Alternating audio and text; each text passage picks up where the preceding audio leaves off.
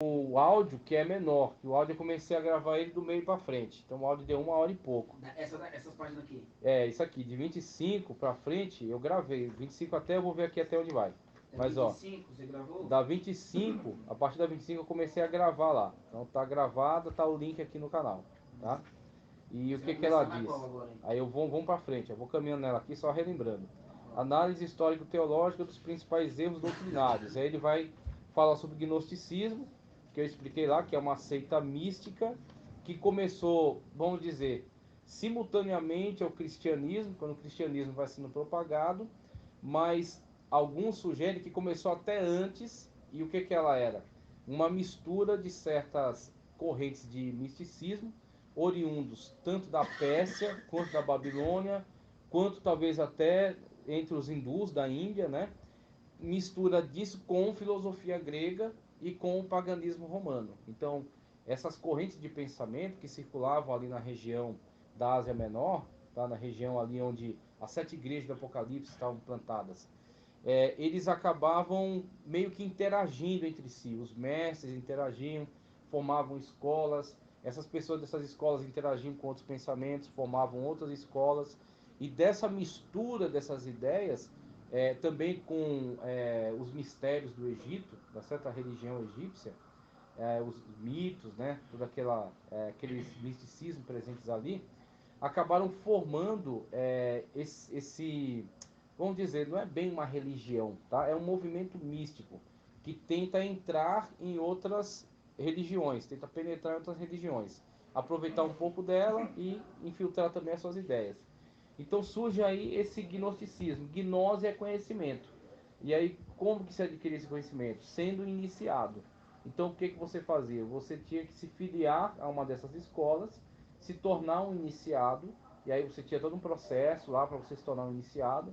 Você ia remunerar talvez um professor, um mestre dessa escola, e assim ele ia te comunicando esse saber através de livros que ele tinha, através de certas técnicas, né, através de certos ritos. Então eles iam comunicando esse conhecimento que supostamente ia fazer com que a pessoa se tornasse cada vez mais espiritual, mais elevada, e assim ela pudesse ela mesma se salvar. O gnosticismo, o grande mal dele, é que a pessoa entende que ela mesma se salva, ela se salva pelo conhecimento, porque ela se torna mais espiritual, se torna mais conhecedora, e assim ela chega num nível superior aos demais. Os gnósticos dividiam a sociedade em rílicos, psíquicos e pneumáticos. Os rílicos eram as pessoas materialistas, que não tinham nenhum conhecimento dos mistérios, que ignoravam totalmente isso. E na mentalidade deles, a matéria era inerentemente má, criada por um Deus inferior e mau para aprisionar as almas. Então eles diziam, os rílicos são os materialistas, que não querem saber de nenhum tipo de conhecimento místico, espiritual.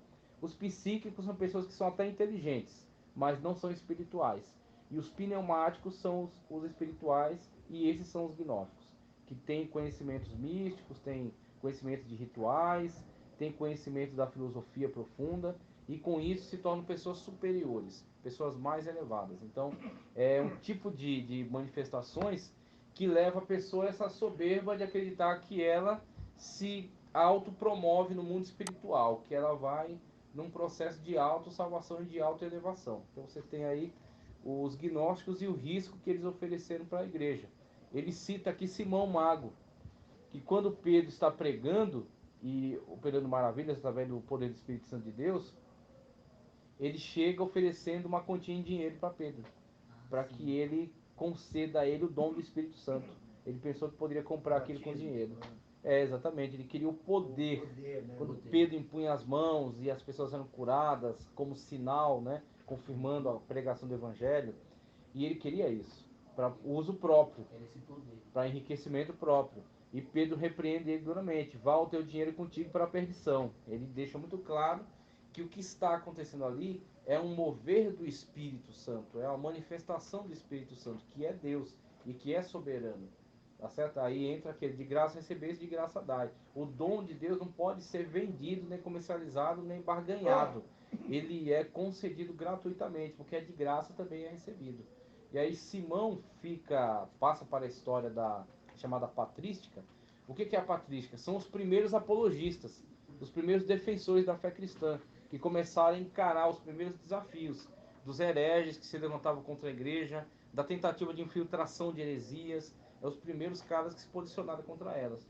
Pedro faz apologia nesse sentido, ao não somente não aceitar a proposta, mas denunciar a atitude dele, a atitude irreverente, leviana dele em relação ao Espírito de Deus.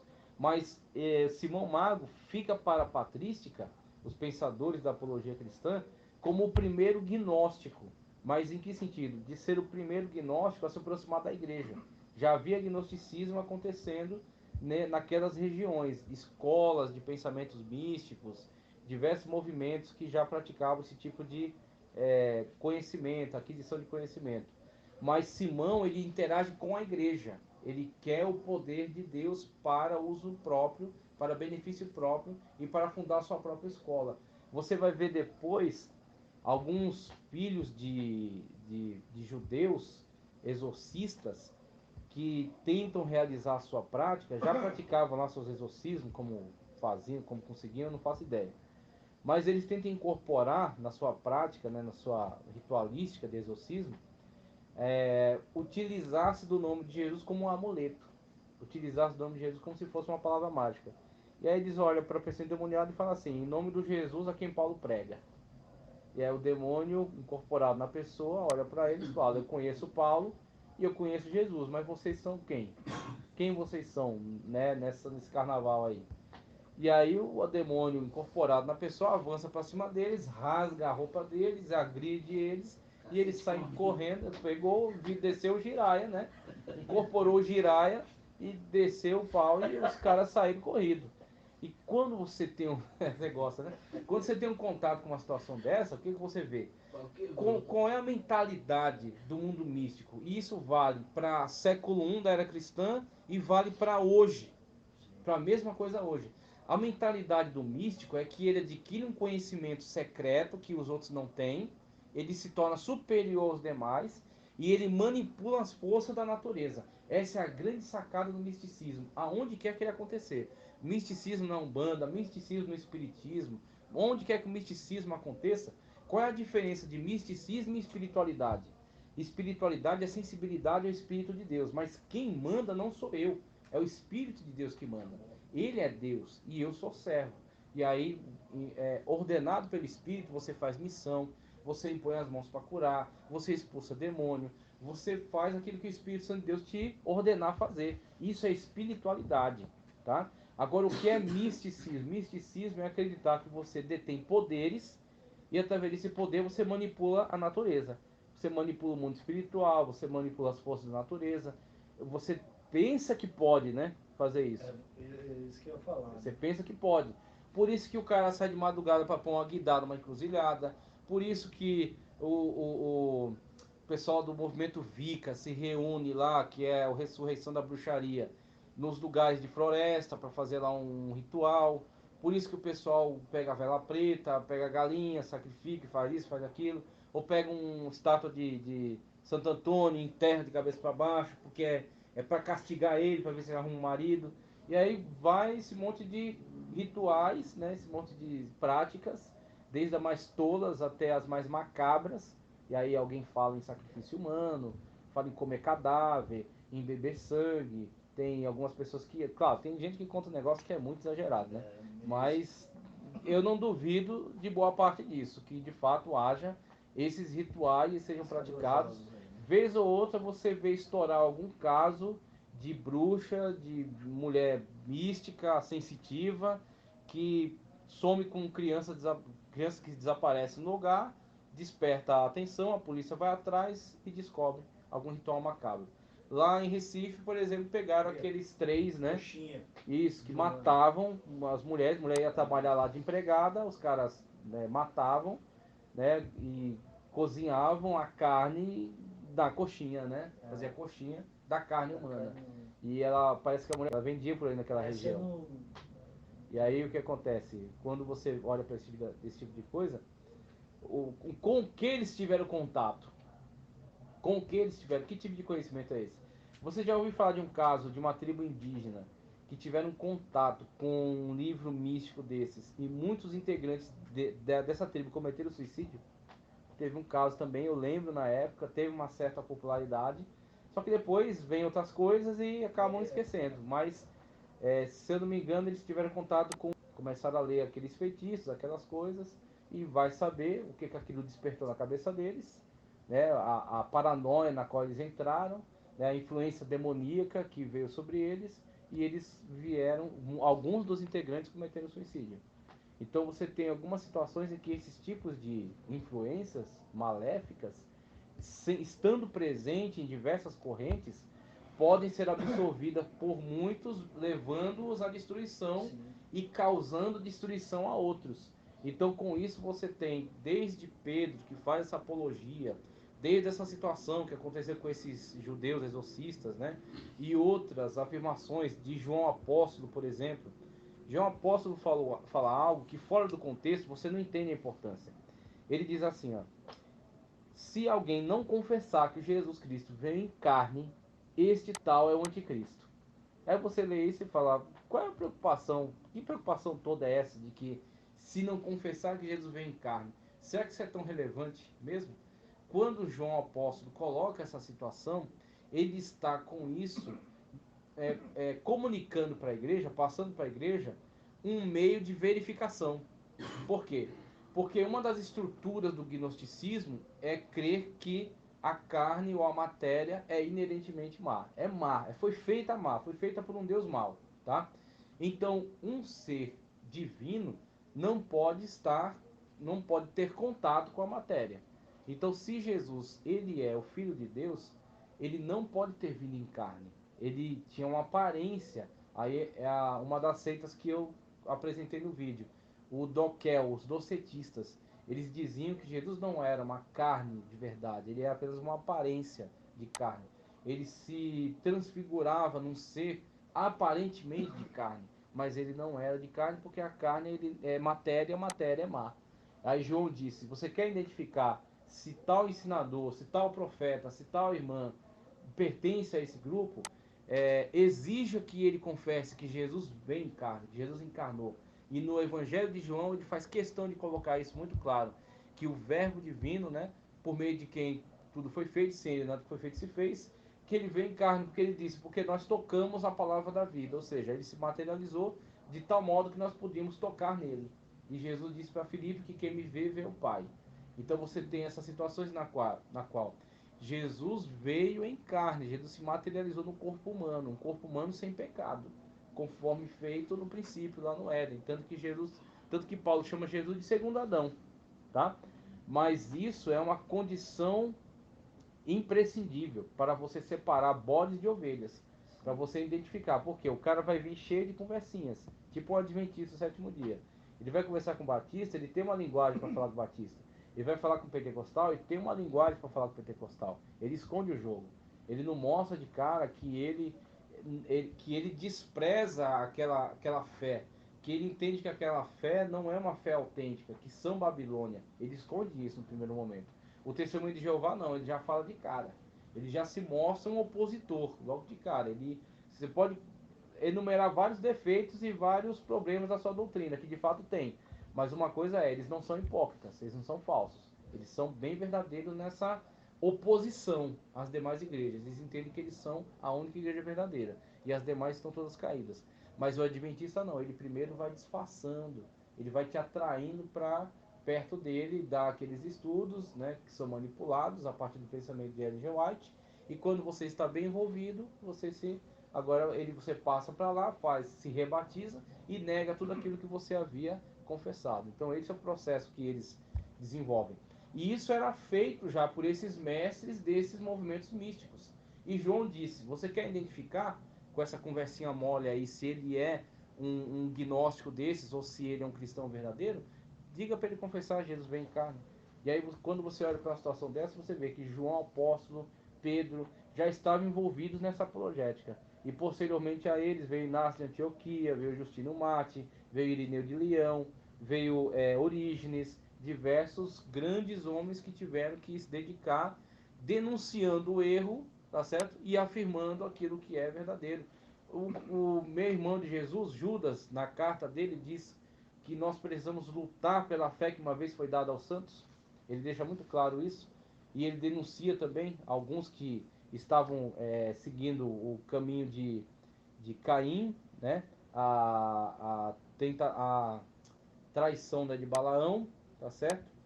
E outra situação que ele observa isso em muitos desses líderes que estavam tentando se aproximar da igreja. Ele chama eles de nuvens sem chuva, de pessoas que não produzem frutos, que se misturam nas vossas reuniões.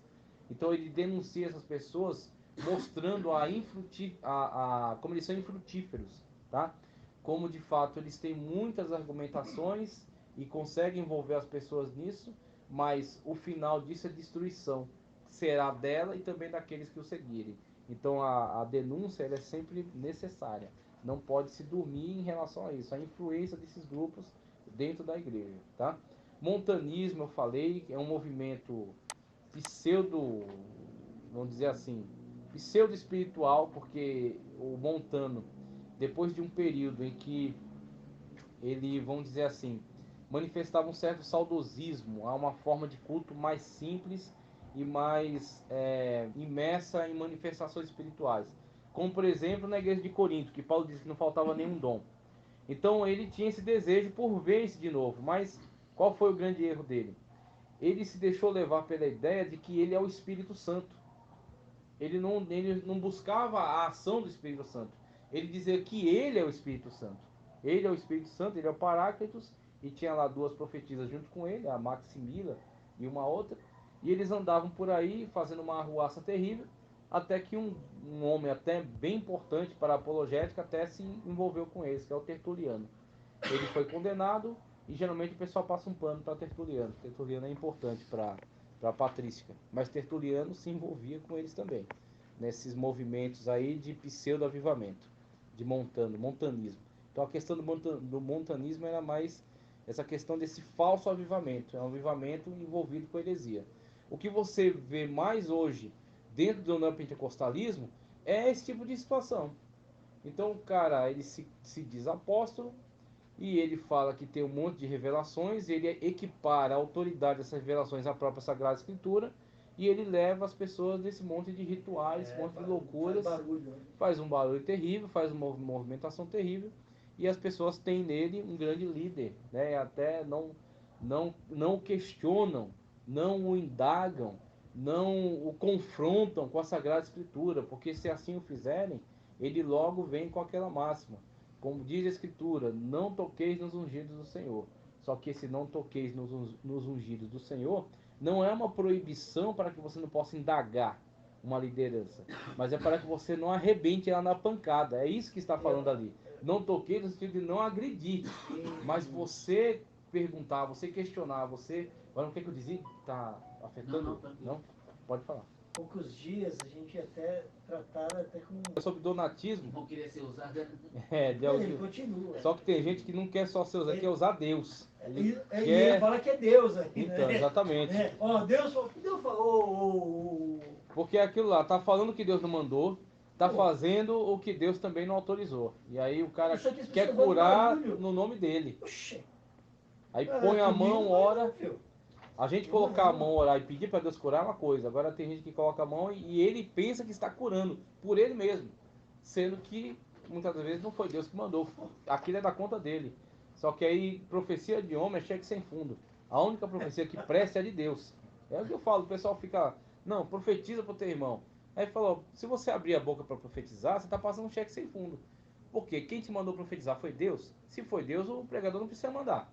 Você mesmo vai abrir a boca para profetizar. Se você está profetizando porque o pregador mandou, é cheque sem fundo. Não vai, ninguém nunca vai ter um benefício disso. Porque o pregador não tem como garantir o cumprimento. Ou se eu mandar você profetizar, então eu me vire para cumprir, eu que mandei. Agora, se Deus mandar, ele cumpre. Porque Deus, de fato, tem poder. Eu falei esses dias aqui... Guiado por profecia, tem que ser guiado por palavra e por comunhão, por oração. Vem uma profecia, é um acréscimo, algo assim. Se Deus, de fato, falou com você, é um particular que ele quer falar, ou quer te fortalecer, ou quer te exortar, é alguma coisa a mais. Mas a Bíblia é o suficiente. É o suficiente para você se orientar. Os donatismos, a maior questão dos donatistas eles são um daqueles grandes cismas que aconteceu na igreja. Vai na igreja católica, no caso. Na igreja católica já institucionalizada, né? Já aquela igreja com uma instituição forte, já um braço político, vamos dizer assim. Então teve o de 1050, que foi da igreja de Roma com a igreja de Constantinopla, que racharam. Cada uma ficou para o seu lado. A igreja ortodoxa grega, posteriormente, né? E a igreja católica apostólica romana. Então teve essa de 1050 que foi o grande racha. E teve essa antes, que é dos donatistas. Então o Donato, ele era um cara mais radical, tá certo? Ele radicalizava a fé.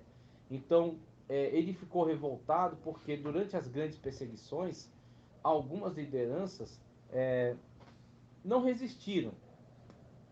A situação que aconteceu, por exemplo, que foi aquele, ele brigou muito em relação a isso, é porque um desses bispos, sendo ele perseguido, ele entregou livros sagrados para serem queimados.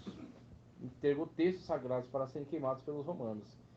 Ao ver dele, uma pessoa que caía nesse tipo de fraqueza, que não foi se entregar até a morte, né, aceitar ser morto para defender os livros sagrados, os textos sagrados, ao ver dele, uma pessoa dessa não poderia ser reintegrada. Ela teria que ser rejeitada totalmente. Então, quando este líder, né, ele pediu perdão, foi aceito o seu perdão, ele foi reconciliado e foi reintegrado ao seu cargo, aí o homem explodiu, não aceitou, não gostou disso aí, e ele era uma pessoa muito bem quista, muito bem respeitada. Então quando ele ele se desligou da igreja, um monte de gente foi com ele. Daí rachou a igreja no norte da África, que a igreja era muito forte no norte da África. Havia naquela região ali de Cartago, de Alexandria do Egito, era muito populoso e muito cristão. Então, quando ele saiu, um monte de gente foi atrás dele. Do que isso aí, essa galera começou a se desenvolver, a crescer e virou um racha grande. Até que Agostinho depois vai escrever muito, vai trabalhar muito contra esse racha, contra essas ideias desse Donato e vai fazer apologia da fé cristã. Aí vai conseguir acalmar a situação.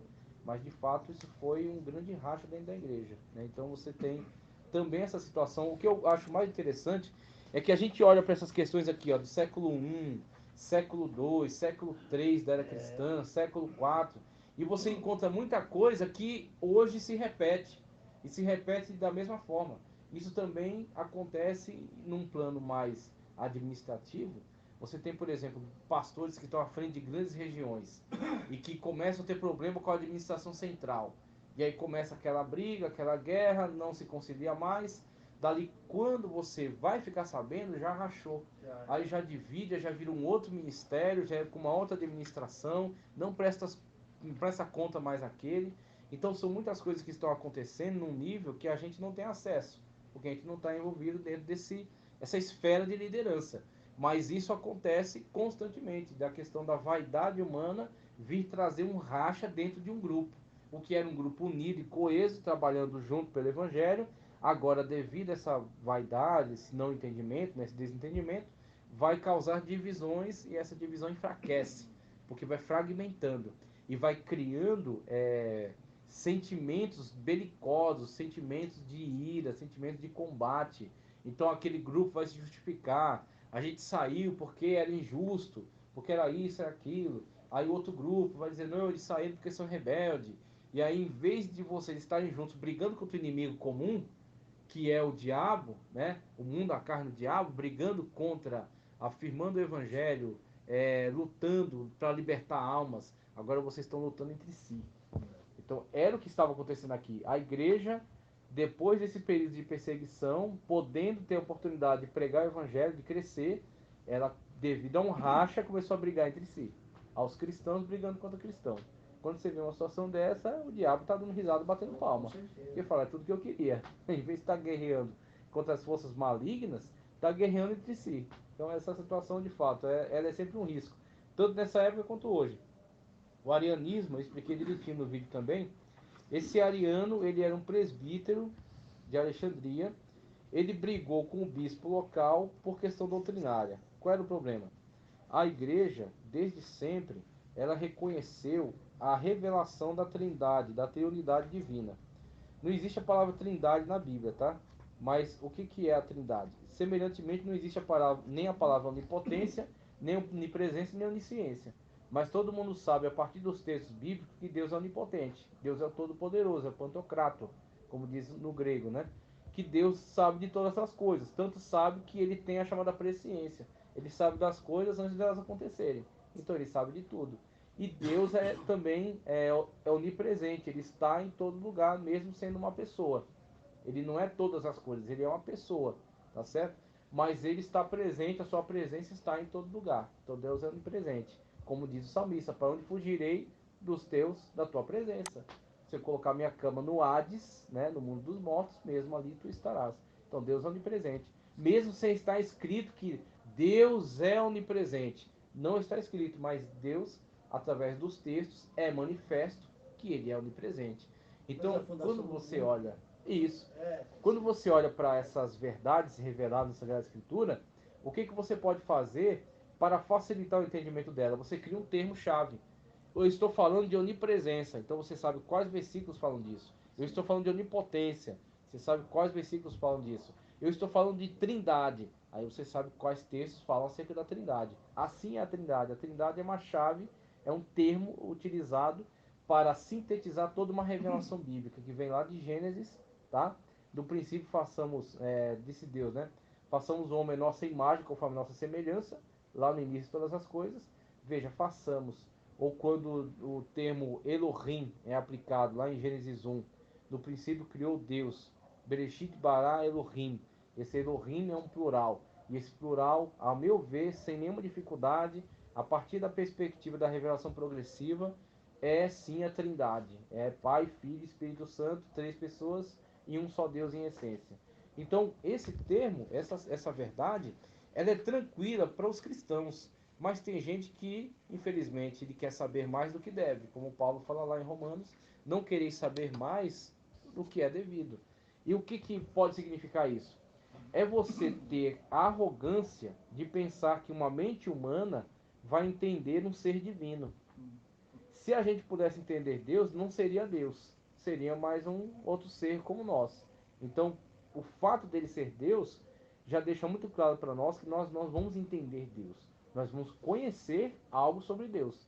E algo que Deus revela de si mesmo. Deus revela na natureza, Deus revela na Sagrada Escritura, que é a sua revelação especial. Então você tem o suficiente para conhecer Deus, para adorar a Deus, para servir a Deus, para ser salvo por Ele, tá certo? Então, para que esse conhecimento venha produzir em você fé salvífica e a graça dele te salve.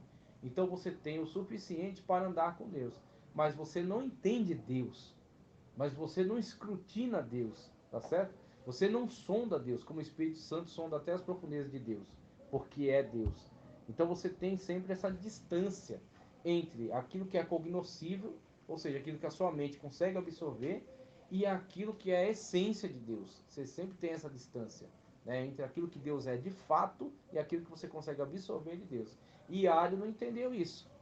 Ele tentou, de fato, teorizar, especular acerca de Deus. Ele diz, não, só o Pai é Deus.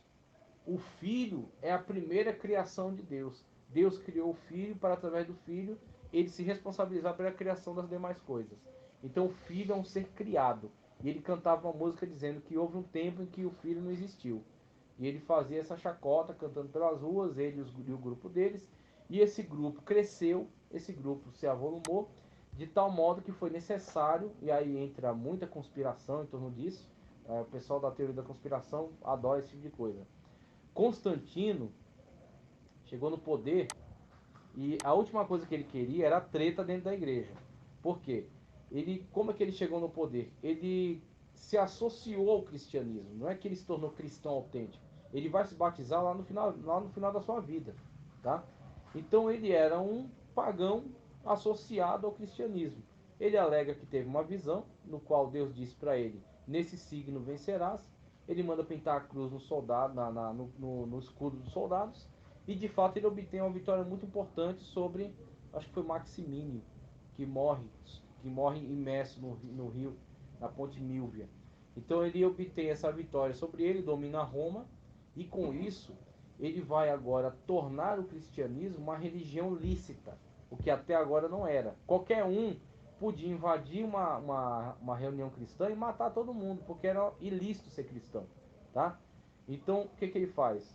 Através do Édito de Milão, ele e Licínio, eles se juntam, eles eram cada um governador de uma parte de Roma, eles se juntam e assinam um decreto, de Milão, né? O Édito de Milão. E o Édito de Milão, o que ele faz? Ele torna o cristianismo uma religião lícita. Alguns dizem, Constantino impôs o cristianismo sobre todo mundo. Mentira. É fake news, como o pessoal gosta de dizer agora, né? É mentira. Você pega o Édito de Milão, você lê, você vai ver que ali estão tornando o cristianismo uma religião lícita. Tão lícita quanto os cursos de mistério dos gregos, o paganismo romano, toda essa porcariada que continuou presente e existindo. Tanto que Constantino, quando fundou Constantinopla, que é a cidade que ele criou para si, né? Ele tinha um sacerdote pagão e um sacerdote cristão junto com ele na cerimônia. Por quê? Porque ele não se tornou um papa dentro do cristianismo. Ele se associou ao cristianismo, ele trouxe para perto de si esse grupo, que era um grupo grande e importante na sociedade, então ele se associou a esse grupo. Aí ele tomou algumas iniciativas favoráveis, tornou esse grupo lícito, e aí surge essa situação dos arianos, quebrou o pau dentro da igreja, ele estava com medo do quê? De instabilidade entre os cristãos, que eles começam a brigar, que eles começassem a brigar entre si. Então o que ele fez? Ele estabeleceu o concílio de Nicéia. No concílio de Nicéia ele patrocinou, tá certo? Para que o pessoal se reunisse lá em Nicéia, nas custas do Estado. Então se reuniram grandes representantes, Ário também estava presente lá, e Atanásio foi o grande apologista que refutou todas as ideias de Ário, e o arianismo foi declarado uma heresia, foi desautorizado. Então não podia se fazer a afirmação do arianismo dentro das igrejas. O grupo continuou existindo, o pessoal continuou com seus erros, mas a partir de então era declarado, né, um erro, uma heresia. E aí você tem hoje as Testemunhas de Jeová praticando, ressuscitando o arianismo, porque é isso que eles declaram, que Jesus Cristo não é Deus, que Jesus Cristo é um ser criado, que Jesus Cristo é um Deus menor, é isso que eles afirmam, mas que ele não é Deus, tá? Somente Jeová é Deus e o Espírito Santo também não é uma pessoa e sim uma força ativa. Então é isso que eles afirmam. Quando eles fazem essa afirmação, eles estão ressuscitando o arianismo, que já foi condenado lá no século III. Então você tem essas heresias ressuscitando esses erros, né? Trazendo de volta esses equívocos. E aí a gente chega na página 47, tá? Então toda essa parte aqui foi só para a gente relembrar. Na página 47 começa a falar de maçonaria. Olha o texto que diz, ó. A maçonaria é talvez um dos maiores alvos da curiosidade de várias pessoas há tempos. Sendo uma sociedade fechada, ela se autodefine como um segmento filantrópico, filosófico, educativo, progressista. O interesse pelo que está oculto tem atraído muitos a ela. Essa sedução não se limita apenas a homens não evangélicos, mas infelizmente é algo que está alastrando há anos em alguns segmentos da igreja. Tamanha é a inocência de alguns líderes que muitos não somente fecham os olhos para a coisa, como também participam como bons maçons. Meu povo está sendo destruído porque lhe falta conhecimento. Oséias 4:6. E esse negócio da maçonaria, ele é complicado, tá? Em que sentido? Ele vai dar um histórico aqui da maçonaria. Alguém já foi convidado para o maçom? Já foi? Não, Não recebeu convite? não, eu só já vendi para eles e assim, já estudei um pouquinho, vi Certo. pela internet, mas muito assim, muito. Meu pai já foi convidado para se associar, primeiro se associando a uma revista. Porque o interessante deles é que, né? Pastor Alvino, que era pastor lá no Sim. Madalena, que é um empresário também na área de azulejos e Sim. tal, falou também que a proposta veio não só uma vez, algumas vezes, e aí quem rejeita essa proposta, rejeita porque tem alguma informação. Mas se a pessoa não tem maiores informações sobre o que é a maçonaria e quais são os desdobramentos dela, facilmente ele aceita, porque é muito vantajosa. É muito vantajosa. muito Pô, fácil. tem uma ali na São Joaquim lá, meu, maçaneta Ah, de eu ouro. conheço. A São Joaquim é um templo O gigantesco, um tempo que eles negócio assim. reformaram de frente e tem a livraria do outro lado, né? Ah, sim. Meu, os caras nunca questionaram nada, não. Só pum, pum, pum, pum. A minha parte comercial, né? Exatamente. Meu, nunca teve questionamento, é muito dinheiro que rola, velho. Muito dinheiro, muita Muita grana. grana. Então são os caras que têm poder de fato. São os caras que no mundo eles têm poder. Tirando todo o misticismo, tá? Que tem muito misticismo, tem muita invenção, né? Então tem muita teoria da conspiração, mas tirando tudo isso de fora, olhando a partir de uma estrutura, você tem a parte mitológica, tá? Então tem uma parte pesada Ô, Edmilson, mitológica. eles realmente a parte Um Illuminatis. grupo dentro deles, tá? Então Tá. teve um grupo que se baseou neles, Vejo que tá? o símbolo da arquitetura é deles, né? Então, Exatamente. Então teve um grupo que se baseou neles, só que os Illuminatis, a questão é os Illuminatis da Bavária, de Adam Weishaupt, eles queriam influenciar politicamente com mais ênfase, mais rápido do que os maçons. Os maçons eles interagem dentro da política, só que de uma forma mais sutil. E os Illuminatis queriam uma ação mais radical, mais rápida. Por isso que eles chamaram a atenção de uma forma mais grave, né? E o governo da Alemanha, da Bavária, se não me engano, que era uma região da Alemanha, a Alemanha não era unificada ainda, foi para cima para encerrar a seita, para destruir, desmembrar, acabar com os caras. Mas o que acontece? Como é que você destrói uma ideia? Então você pode até pegar a sede dos caras, botar fogo, proibir e tal. Mas a ideia está presente ali. Então os caras se reúnem em outros lugares, com outras pessoas, e fazem de outra maneira.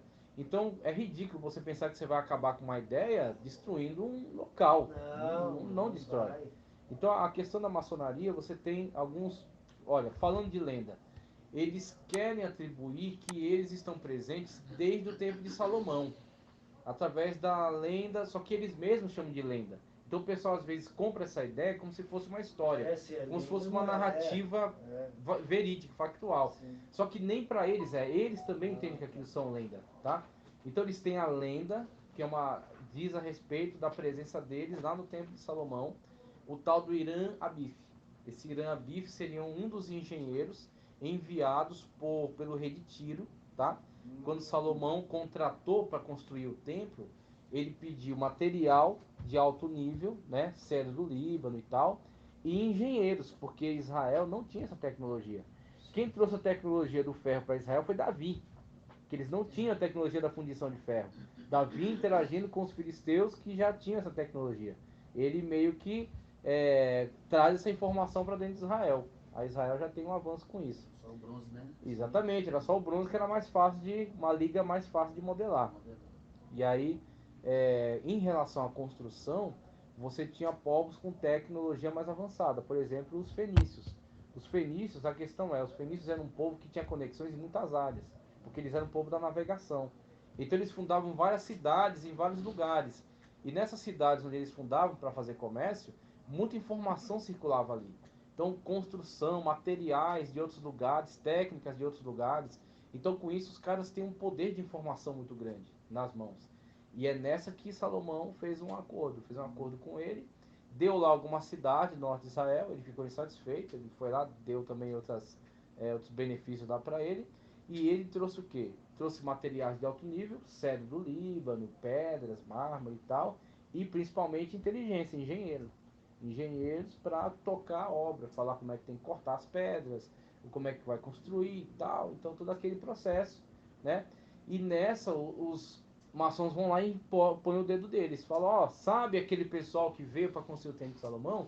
Então, tava lá um dos nossos lá, claro que eles vão querer colocar, né, Irã Abif, que tinha um segredo, aí dois caras foram até ele, tentar roubar esse segredo dele, ele não entregou, e aí os caras mataram ele. Aí dentro que é chamado loja, né? A loja maçônica, existe a encenação da morte de Irã Abif, que é uma forma de você comunicar pedagogicamente a fidelidade ao grupo para guardar um segredo, né? Para que você não entregue um segredo que deve ser preservado, que deve ser guardado. Então, Irã Abif é um caso exemplar. Eles pegam essa lenda, né? Eles criaram e contam isso, encenam isso. Então, o cara que vai ser iniciado na maçonaria, ele é iniciado tanto através de uma prática que é dita aqui, tá certo? Onde diversas práticas indicam para ele que ele tem que guardar segredos sobre o que ele aprende ali. Inclusive, quando você tem a situação dos diferentes graus, nos quais os graus mais altos têm certos conhecimentos que não devem ser comunicados aos graus inferiores, tá? E aí, muita coisa vaza, como? Através de pessoas de grau mais alto da maçonaria que morrem e os livros não são devolvidos. Por isso que alguns livros importantes da maçonaria acabam circulando em alguns meios, acabam chegando. Então, você tem acesso, por exemplo, quando o pastor Paulo Romero fez um seminário sobre apologética e trouxe alguém para falar de maçonaria, quem veio foi um pastor importante que lida com o processo dentro da igreja presbiteriana de transição, saindo da maçonaria e lidando agora com a nova realidade na qual eles não admitem pastores maçons. Então você tem muito tempo eles aceitaram, tá? Então vem de muitos séculos com essa prática dentro. E outra ala não Porque quer. o maçom mesmo, ele não chega a declarar, né? Porque você só sabe... Como é que é a adesão? Coloca... Eles não têm interesse de propagar. Eles não são um movimento que chega a ser secreto, porque a gente tem muita informação sobre eles circulando já. E o negócio tem um templo lá com o símbolo maçom. Óbvio que não é secreto, tá? A cara de todo mundo. Mas é um movimento discreto. Eles não querem muita gente envolvida, tá? Eles não estão lá evangelizando, buscando pessoas. Eles estão de uma forma discreta, convidando um ou outro. Então o cara que faz o convite torna-se o padrinho daquele cara que ele convida. Entendi. E por que ele convida alguém? Essa pessoa que ele convida, ele acredita que vai beneficiar o grupo com alguma troca. Então é um cara bem sucedido, é um cara que é empresário na sua área, é um profissional liberal importante, um advogado, é um juiz, é um médico, é um engenheiro, é alguém que dentro do grupo vai promover trocas importantes, vai beneficiar o grupo de alguma maneira. Então ele convida, ele torna-se o padrinho essa pessoa vai ser apresentada, aí diante da perspectiva dela ter essa vantagem desse network, né, de ter esses contatos, ele vai e se apresenta ali, né, participa daquela iniciação, e a única coisa que é exigida, pelo menos pelo rito, os ritos mais importantes, que são o rito escocês e o rito de York, é que a pessoa seja religiosa. Não interessa que religião, uma característica da maçonaria. Ele é sincrético, ele não se importa com que religião você professa, desde que você seja religioso. Ele só fala que não é uma religião, né? Eles dizem não ser uma religião, mas a estrutura deles é de religião. Sim. Então eles se afirmam uma comunidade filantrópica, exatamente, de autoajuda, mas eles têm uma estrutura, tem ritos, tem liturgia, tem sacerdócio, tem dogmas, eles são uma religião. Pode falar. O que eles pregam? A principal pressuposto da maçonaria é eles construírem, por isso, toda aquela questão do esquadro e do compasso, tá? Já vi que o símbolo, né? É o esquadro e o compasso, tá? Eles alegam que, por meio da sua influência benéfica na sociedade, eles estão construindo um mundo melhor, tá? Eles estão interferindo no processo histórico para construir um mundo melhor. Eu digo para vocês, se o mundo é melhor ou não, eu não sei. Tá? Inclusive a gente tem aí muitos sinais de que não dá muito certo. Mas que eles interferem na história, eles interferem bastante. Inclusive, desde a maçonaria, quando tem a parte mitológica que eu falei para vocês, né? Que eles encenam isso para o iniciado, que vai ser apresentado lá. Para quê? Para deixar muito claro para ele a ideia de que ele está adentrando num grupo discreto e que ele tem que guardar aquilo que ele aprende ali dentro. Ele não pode comunicar. Claro que muita informação acaba vazando, né? Mas ele recebe essa intimação. Então tem essa situação dessa ensinação da morte de Irã Abif, que morreu, mas não abriu o segredo. Tem também outras práticas que eles colocam como a pessoa deixar... Tem até um desenho aqui. A pessoa deixa um lado descoberto, né? Ela fica vedada ela é colocada, batem na cabeça dela, né, de uma forma simbólica, né, para arrebentar o crânio dela, né? Batem na cabeça dela, desmaiam ela num caixão.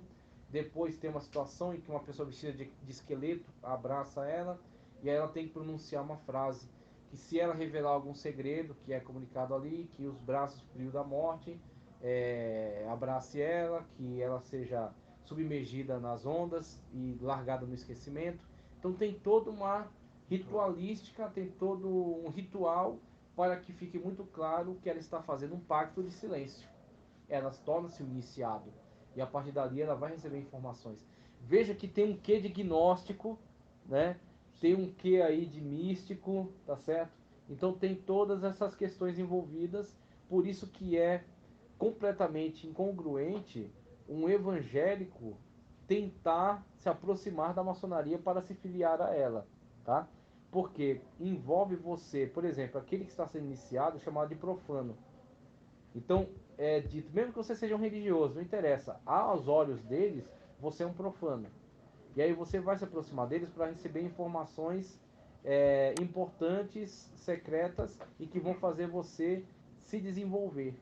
Vão fazer você sair de um nível básico e você ir agora ascendendo num nível mais avançado. Então tem muito de gnosticismo dentro disso aí, né? Dessa ideia gnóstica. Então um cristão, quando se ele se submeter a algo assim, como tem uns que querem dizer que não tem nada a ver, né, você ser maçom, porque é uma comunidade que ajuda um ao outro, ao você aceitar fazer esse tipo de compromisso e pronunciar esse tipo de juramento, você está sujando a fé que você diz praticar. Você está dizendo que essa fé é uma fé profana. Você está dizendo que você estava nas trevas, como eles dizem. Eu estou saindo das trevas e vindo para a luz. Aí você estava em que então aonde? Jesus Cristo não é luz para você não?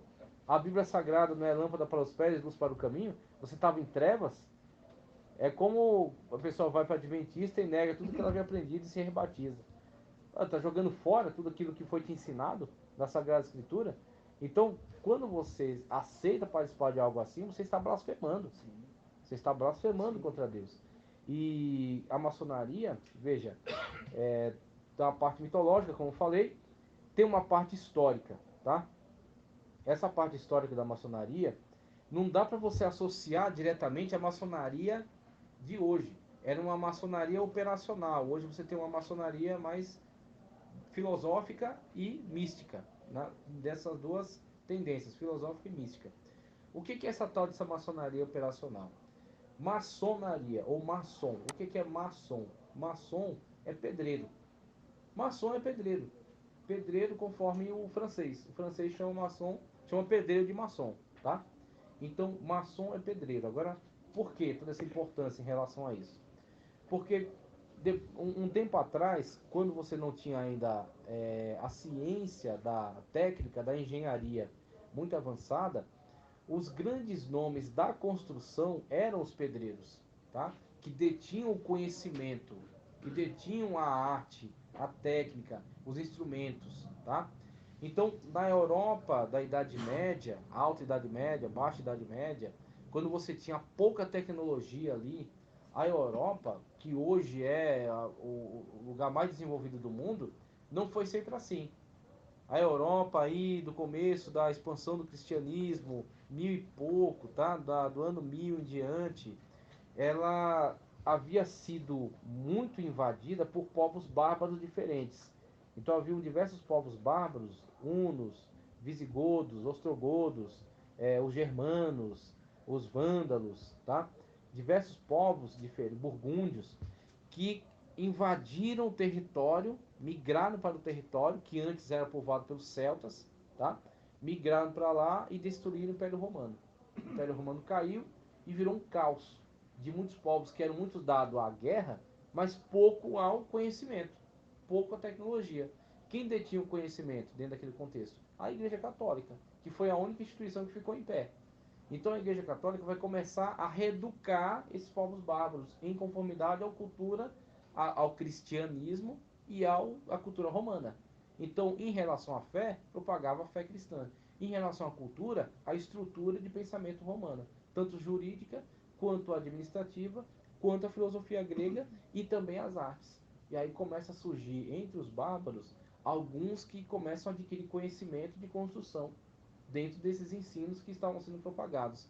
E esses caras que chegavam a esse nível de conhecer como é que você corta uma pedra, como é que você edifica uma obra, como é que você faz um arco, como é que você constrói uma catedral. Esses caras que tinham esse conhecimento, eles eram idolatrados, porque eram poucas pessoas que tinham conhecimento. Essas pessoas que tinham conhecimento, eles tinham que ter algumas ordens, algumas fraternidades. Então, para você começar a construir, não era só você falar, ó, eu quero construir aqui qualquer coisa, vou meter a cara e vou fazer. Se você começasse a fazer algo assim, ou você morria, porque alguém ia proibir que você fizesse isso, ou você se associava a eles.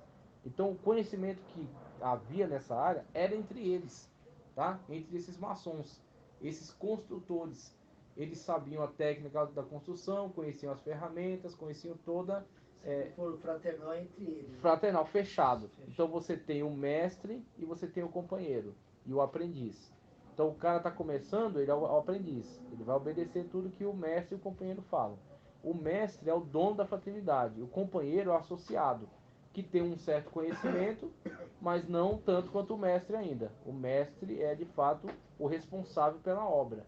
Aquele que dá ordens a todo mundo, porque tem o conhecimento. Sabe tudo que precisa ser feito, tá? O companheiro está crescendo, está começando a adquirir aquele conhecimento que é chegar a ser mestre também, de uma outra fraternidade. E o aprendiz está ali recebendo aqueles ensinamentos. Então você tem essa fraternidade com esse conhecimento. Essa é a primeira maçonaria. É a maçonaria operacional, dos caras que têm conhecimentos importantes e que mantém entre eles, tá certo? E que proíbe outros de ficar praticando isso de qualquer maneira.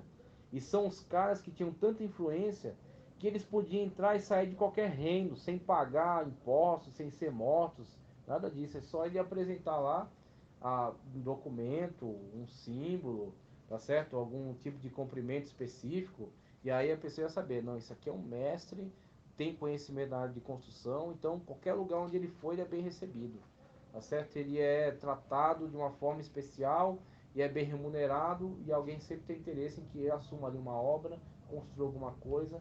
Então você tem esse grupo que é um grupo extremamente privilegiado. Então esse grupo vai se desenvolver, vai crescer, vai construir diversas obras na Europa, né? Esses diversos grupos, diversas fraternidades. E passando o tempo, chegando agora para essa virada, essa formação agora da maçonaria como um grupo filosófico e esotérico, você terá agora na Inglaterra alguns, e eu vou dizer para vocês que na verdade é a maçonaria que a gente conhece hoje, nasce dentro de um grupo de protestante e de outro que, se eu não me engano, era anglicano. Que o anglicanismo é aquilo lá, né? Aquela reforma que teve na Inglaterra, que separou a igreja, mas Sim, continuou católico. é. Exatamente. Então, um dos caras que chamava Desaguiles e o outro, não vou me recordar o nome agora, porque é péssima memória, né? Mas eram principalmente esses dois, tá? Esse Desaguiles e o outro. Então, um era presbiteriano e o outro era anglicano. Eles conceberam essa ideia de aproveitar esses grupos que já haviam e formar, porque esses grupos já começavam a formar algumas lojas importantes, onde você tinha essas fraternidades. E esses grupos que já vinham num processo histórico bem longo, desde toda a Idade Média, que estavam se fortalecendo e eram importantes. Então esses grupos estavam presentes ali já, né? Tanto na Inglaterra quanto em outros lugares. Mas na Inglaterra, como é apontado até na apostila, 4 lojas importantes se reuniram para de fato formar, né, para estabelecer esse grupo agora como um grupo forte. Então esses protestantes, né, o presbiteriano e o anglicano, estabeleceram ali uma primeira legislação, né, um primeiro ordenamento, e essas 4 lojas fecharam essa sociedade. E a partir disso aí, eles começaram então a expandir, né, essa forma de sociedade. Daí da Inglaterra foi para a Escócia, aí você tem um rito escocês, que é importante, com os diferentes níveis de graus, tá? E você tem o rito de York, que é da Inglaterra. Você tem York na Inglaterra e tem Nova York, que vai surgir nos Estados Unidos, tá? Então, esses grupos reúnem quem? Em vez de ser só fraternidades de pedreiros, como era ao longo desse período da Idade Média, agora reunirá pessoas importantes dentro da sociedade. Pessoas que ocupam papéis importantes, pessoas que são peça-chave. O cara é importante na política, o cara é importante na medicina, o cara é importante na área acadêmica, o cara é um grande jurista, o cara é um grande empresário. Pronto, eles vão se reunir aqui, eles vão se beneficiar entre si. Se o médico precisa de algum produto, tem um empresário maçom que vende esse produto, vai comprar do maçom. Se o empresário precisa de um atendimento médico, tem um médico maçom que vai atender ele. Se eles têm um problema jurídico, tem um juiz maçom que vai tratar dessa causa. Então eles veem nisso uma vantagem extraordinária. E não somente isso, eles vão começar a agregar políticos importantes. Por quê? Eles querem desencadear tal processo na sociedade. O que eles vão fazer? Vão acionar os seus políticos para ver o que é preciso, para que a gente possa causar esse tipo de mudança aqui. E aí, olhando para essa situação, você vai ver, por exemplo, trazendo aqui para o Brasil. Você tem, por exemplo, o Dom Pedro, tá? Era um maçom, participava também óbvio, né, desse grupo da maçonaria. Você tem outro grupo, por exemplo, do Marechal Deodoro da Fonseca, também é outro maçom. E aí, este grupo, por exemplo, do Marechal Deodoro, se reuniram para elaborar a ideia da mudança da monarquia, que já era independente de Portugal, mas era uma monarquia ainda, para a república. Então eles fecharam entre eles as ideias, tá certo? Grandes generais, aliados dentro dessa maçonaria, e fecharam, pronto. Dom Pedro agora arruma suas coisas, pega seus panos de bunda e vaza, porque agora vai ser república. E isso nasce de onde? De dentro de uma confraria maçônica. Essas ideias são tratadas ali dentro. Por quê? Reúne os maiores cabeças da sociedade. Por exemplo, a maçonaria, ela requer das pessoas que elas sejam religiosas, independente da religião que for, mas que elas sejam religiosas. Só que você tem um problema que aparece com a Igreja Católica. A Igreja Católica, ela condena a maçonaria, condena formalmente a maçonaria, por causa de um processo que houve no tempo em que o Papa ainda estava à frente dos chamados estados da Igreja. O Papa era dono de metade, um terço pelo menos, da Itália, com esses chamados estados da Igreja. E alguns desses grupos maçons que estavam presentes na Itália se reuniram para unificar a Itália e formar a República. E é o que acontece, eles espremeram o território, os estados do Papa, e deixaram para o Papa só o território do Vaticano, que parece que tem 40 km quadrados, que é uma pequena ilha e é um estado independente, é o menor estado do mundo. Exatamente. Então o Papa ficou espremido ali no estado do Vaticano. Então isso ele não gostou muito dessa ideia, e ele então condenou a maçonaria. Então a maçonaria passa a ter um certo problema em relação à Igreja Católica. O que ela faz como resposta? Ela passa a privilegiar outros grupos. A reforma já estava aí, então ela passa a privilegiar grupos reformados. Você tem, por exemplo, Dom Pedro II frequentando uma igreja evangélica no Rio de Janeiro. Ele frequentou uma igreja evangélica no Rio de Janeiro. Você tem, por exemplo, quando começaram a vir para cá missionários pregar, anglicanos, presbiterianos, né, huguenotes, eles vinham para cá e eles tinham um grande problema com o catolicismo, devido à ligação entre o catolicismo e a coroa portuguesa, né? Então o catolicismo, ele combatia o florescimento de igrejas, não permitia. E aí, devido à situação tanto da aliança com a Inglaterra para comércio, a Inglaterra fez uma aliança com Portugal para favorecer o comércio. O que eles fizeram? Olha, nenhum inglês pode ser julgado por tribunal português. Então, devido a esta proteção que havia sobre os ingleses, veio um monte de inglês para cá e fundou a igreja. Só que o catolicismo obrigou, vocês não podem fundar igrejas que pareçam igrejas. Tem que parecer outra coisa, tem que parecer uma casa, qualquer coisa assim. Então eles se reúnem nesses lugares aí. Começou a vir para cá um monte de presbiteriano, né, de anglicano, devido a essas leis que protegiam os ingleses. E começaram a vir outros também. E que grupo da sociedade começou a fornecer algum tipo de proteção para esses missionários que vinham para cá? Se eu te dou um doce, você adivinhar. Os maçons. Os maçons começaram a proteger esses grupos que vieram para cá e promover uma liberdade religiosa. Por que eles promoviam? Porque eles morriam de amores pelos evangélicos e protestantes? Não. porque a liberdade religiosa que eles queriam promover beneficiava a eles também. Então, para que eles se beneficiassem disso, eles começaram a promover liberdade religiosa e pressionar o governo para proteger as igrejas contra o ataque dos católicos. Então você pegar no dicionário da Assembleia de Deus, você vai ver isso aí. Tinha muitas cidades do interior que o padre mandava mais que o prefeito. Então o padre chegava no delegado e falava, ó, tá abrindo uma igreja ali, e esse pessoal é contra a fé, são besta-feras, são não sei o quê. Aí o delegado ou fazia de fato alguma coisa contra a igreja, ou ele fazia vista grossa. Aí o padre reunia as pessoas, ia lá, quebrava a igreja, batia nos crentes, expulsava. Eles não podiam enterrar ninguém, porque o padre, geralmente a igreja católica era dona do cemitério, administrava tanto o nascimento, com as certidões que eram dadas no batismo, quanto a morte, porque os cemitérios eram administrados pela igreja. Então, para pregar o evangelho no interior foi muito difícil mesmo, por causa dessas situações de perseguição. E o grupo que pressionava, por exemplo, prendia um pastor, prendeu, derrubou a igreja, quebrou a igreja, prendeu o pastor. Geralmente, quem vai soltar esse pastor vai ser alguém ligado à maçonaria, que vai dizer, olha, isso aqui atenta contra a liberdade de religião. E aí vão falar com o prefeito, vão movimentar os cabeças que eles têm para soltar, para pressionar a igreja católica a não agredir, para pressionar a polícia a proteger. É esses caras que vão fazer essa primeira iniciativa. Por quê? Eles queriam que a liberdade de religião pegasse, para que eles também pudessem ter mais liberdade. Então, você tem essa situação que é uma troca, é um beneficiamento, mas esse beneficiamento não deve gerar qualquer tipo de sentimento de obrigação. Nós não podemos fechar os olhos às denúncias que tem que ser feita contra a maçonaria, mesmo tendo esse benefício. Por quê? Porque esses benefícios têm uma intenção dentro deles, uma intenção de autobeneficiamento. Eles estavam protegendo? Sim.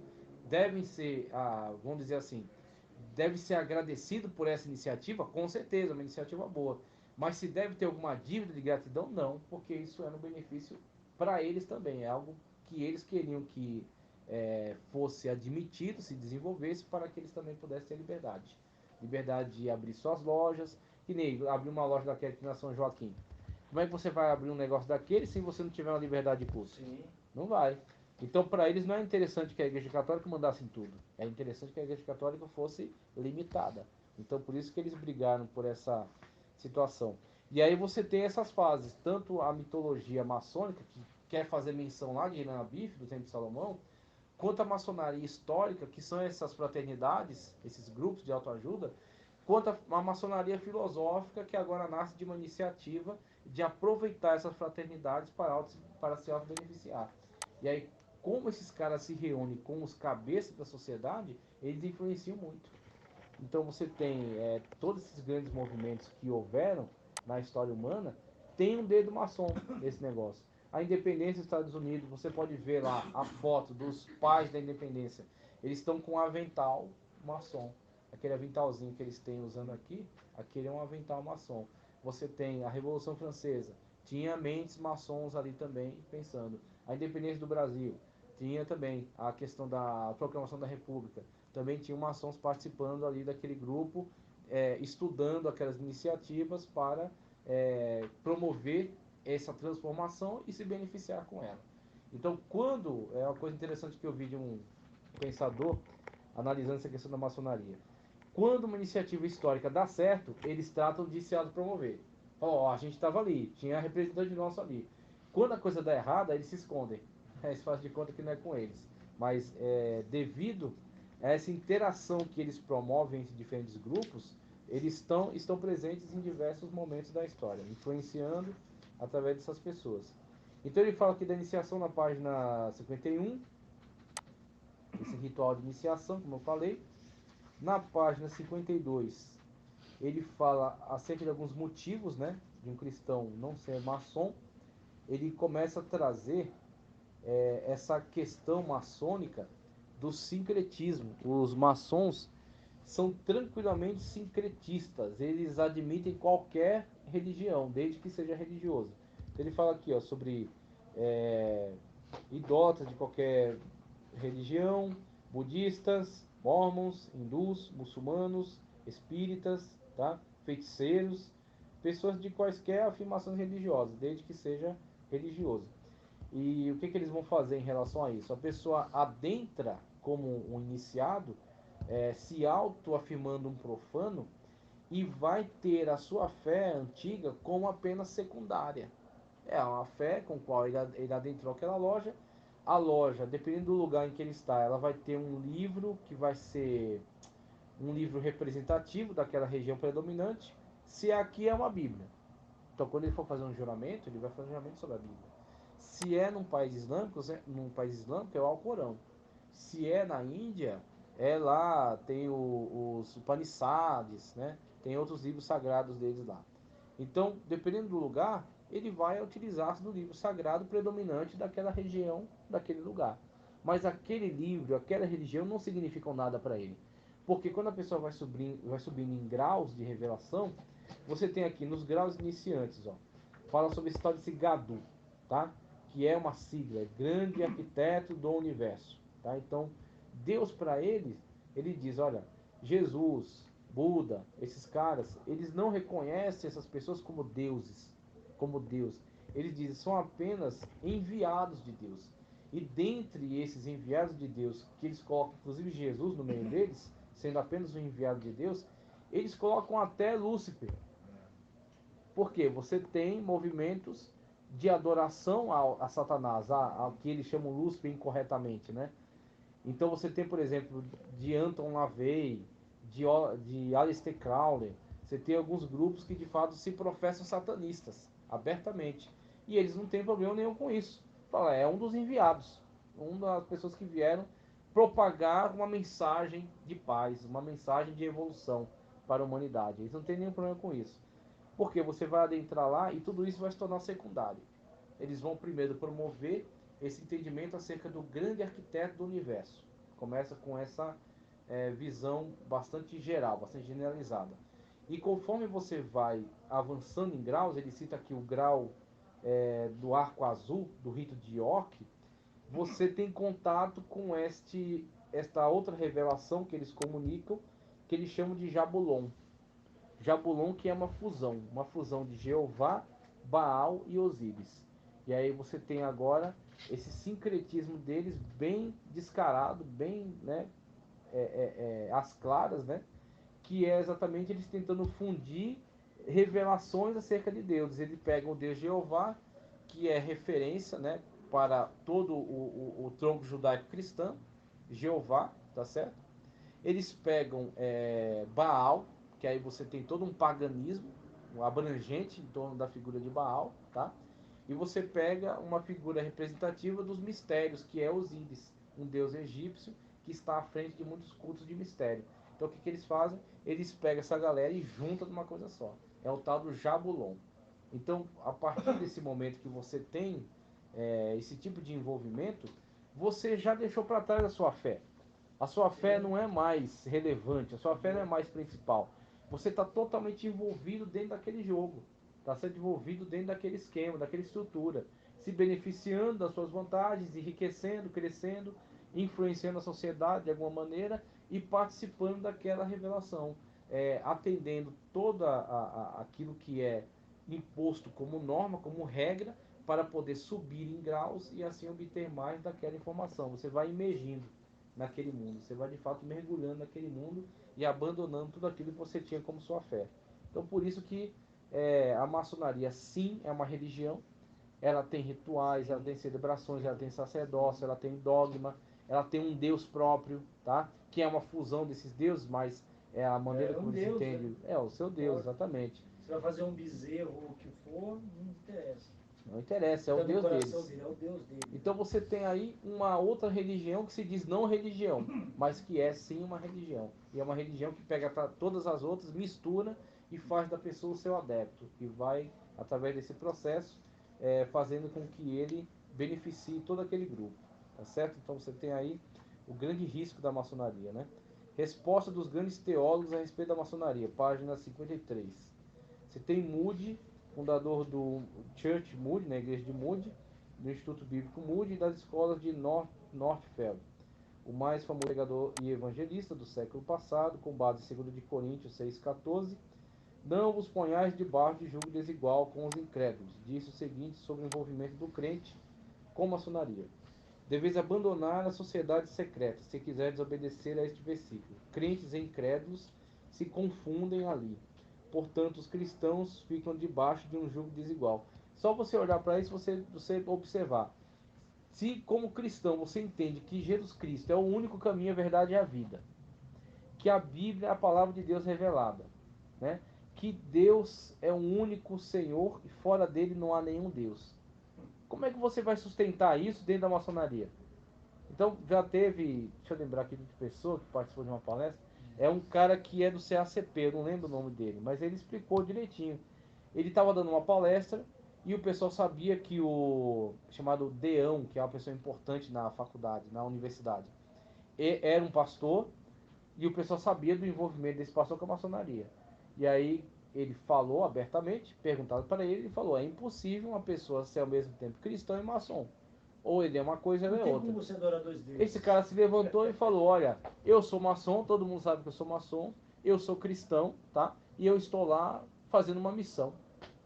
Aí ele perguntou pro cara, tá, quantos maçons você ganhou para Jesus? Ele falou, não ganhei nenhum ainda, porque eu estou fazendo um trabalho de formiguinha. Aí ele falou, esqueça, você não vai ganhar nenhum maçom sendo maçom, tá? Porque eles olham para você e para a sua fé exatamente como algo, olha, ele para estar aqui já colocou a sua fé de escanteio, já colocou a sua fé marginalizada. O mais importante não é mais Jesus, não é mais a Bíblia, e sim aqui, as leis da maçonaria, chamado landmarks da maçonaria, tá certo? Então quando você olha para a situação, você vê que é impossível essa conciliação entre cristianismo e maçonaria. A maçonaria é sim uma religião, mesmo que negue quanto quiser, mas ela tem toda a estrutura de uma religião.